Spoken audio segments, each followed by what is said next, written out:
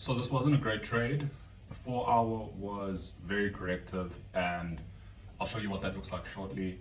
The 1 hour also just wasn't aligned, so the position was really forced. Welcome back to the Daily Nugget. It's day 143 of 365. And I'll be recapping the two positions I took last week over the next 2 days, particularly focusing on the intraday range, which I use the 4 hour and 1 hour to determine. So the daily was bearish, was an external range liquidity to internal range liquidity play.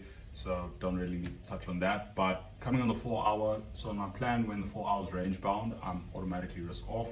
So you can see it's quite messy. I noted it was corrective, but just chose to read between the lines and use a bit of discretion. My argument for the bearish valid counter trend was that coming off these highs, we came lower, higher on this low. We broke this minor peak there, came up higher, and then it was really off a technicality that we had closed below that low, which validated the position.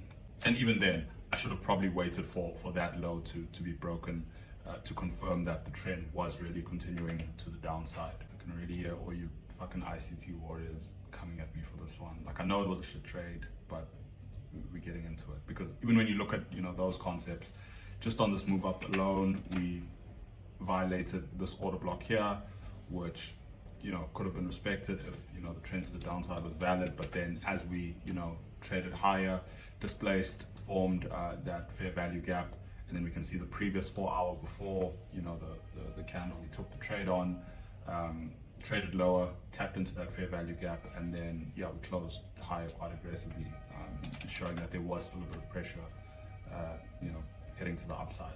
So coming down into the 1 hour, the range I was using was this high and that low. Those were the 4 hour parameters. But even when you look a bit closer at this on the 1 hour, we had started coming low but correctively.